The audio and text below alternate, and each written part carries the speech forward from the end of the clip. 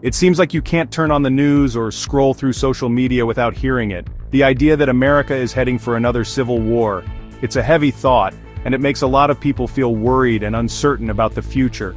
This isn't just random chatter, it's a reflection of a real feeling that the country is more divided than ever before. People look at their neighbors, their co-workers, and even their own family members and see someone from a completely different world. Someone who doesn't share their most basic values. This deep divide makes it hard for people to trust each other or their government, and when trust breaks down, fear can easily take its place. The numbers tell a confusing story, which is often the case with big, complicated questions. One study from mid-2024 showed that only a small number of Americans, about 6.5%, truly believe a civil war is likely to happen soon. Even fewer, just 3.6%, think one is actually needed. But then, other sources paint a more alarming picture. Some surveys suggest that nearly half of all Americans expect a second civil war within a few years. It's a strange situation where most people don't seem to want a conflict, but a huge number of them can't shake the feeling that one is coming anyway. This tells us that the anxiety is real, even if the desire for war is not. This feeling of division has been supercharged by recent and sometimes violent political events. Since early 2021, the United States has seen more than 200 documented cases of political violence, the biggest sustained increase since the 1970s. The tension reached a terrifying peak in 2024 with two separate attempts on the life of former President Donald Trump. Events like these don't just happen in a vacuum. They pour gasoline on an already smoldering fire of political anger and blame. When people see violence directed at political leaders, it makes the idea of widespread conflict seem much more real and possible, moving it from a distant fear to an immediate threat. The language used by politicians and commentators has also grown more extreme. It's become more common to hear phrases like national divorce or direct references to civil war in political speeches and online posts. For instance, in July 2024, a state senator in Ohio said that if his side lost the election, it would take a civil war to save the country.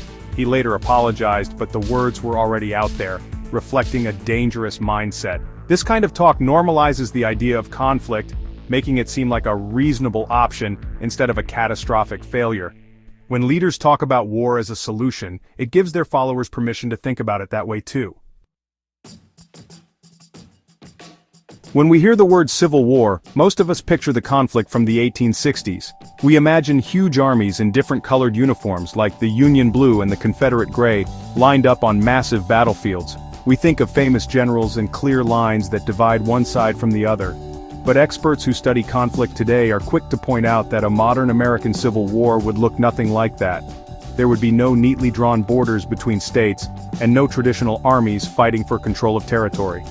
The very nature of warfare in society has changed so much that the old model simply doesn't apply to our current situation. Instead, analysts believe a new civil war would be something far more chaotic and unpredictable. It would likely be a decentralized conflict, meaning there wouldn't be one central command structure on either side. Think less of Gettysburg and more of a long, simmering insurgency. It would be fought not by organized armies but by a mix of lone individuals, small extremist cells, and local militias. The violence would be sporadic and widespread, marked by things like targeted assassinations of political figures, bombings of infrastructure, riots that spiral out of control, and tense standoffs between armed groups and federal law enforcement. It would be a messy, low-level war that erodes society from the inside out. Because this kind of conflict is so different, some experts argue we might need to change how we even define civil war. The traditional definition requires at least 1,000 battle-related deaths per year, but a modern insurgency might not reach that number in open combat.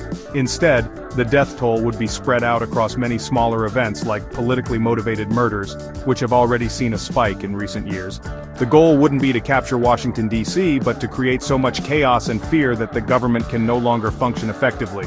It's a war of 1,000 small cuts designed to make people lose all faith in the system. This kind of decentralized conflict is also harder to stop. In a traditional war, you can defeat an army or sign a peace treaty with a clear leader. But how do you make peace with thousands of disconnected groups and individuals who all believe they are fighting for the soul of the nation? This new kind of war wouldn't have a clear beginning or a clear end. It would poison daily life, making people suspicious of their neighbors and afraid of public spaces. The front line would be everywhere in our cities, our suburbs, and our online communities. It would be a constant grinding conflict that would tear at the very fabric of society. Faced with so much uncertainty and scary talk, a growing number of Americans are deciding to prepare for the worst. This trend is often called prepping, and it's no longer a fringe hobby for a handful of people in the woods.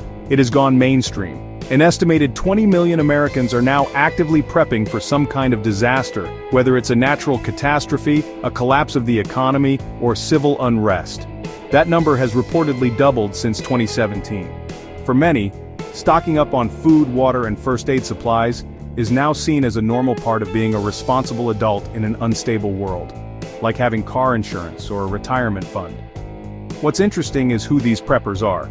The old stereotype was of a right-wing survivalist hiding in a bunker, but that picture is now completely out of date. The prepping community has become incredibly diverse. Survival schools that teach skills like preserving food, emergency medicine, and how to use firearms are seeing a surge in enrollment from people of all backgrounds, including women, city dwellers, and political liberals. Even some of Silicon Valley's richest tech billionaires like Mark Zuckerberg and Sam Altman are reportedly building elaborate survival shelters. Prepping is no longer about one political ideology, it's about a shared anxiety that the systems we rely on might not be there for us when we need them. This has led to a rise in more organized survival communities. For example, a network called Fortitude Ranch has over 1,000 members across several locations. These are basically heavily armed, self-sufficient retreats designed to withstand a total collapse of civilization. Members pay a fee to guarantee themselves a spot in a secure location if things go bad. At the same time, gun ownership is rising among people who have never owned one before. Since 2020, over half of all Democrats who bought a gun were first-time owners. People aren't just buying food and water, they are preparing to defend themselves and their families in a world they fear is becoming more dangerous. Ultimately, the rise of prepping is a powerful symbol of declining public trust. When millions of people from all walks of life feel the need to prepare for a world without reliable government services, it shows that something is deeply wrong. It means they don't believe that the police, the power grid, or the supply chain will hold up under pressure.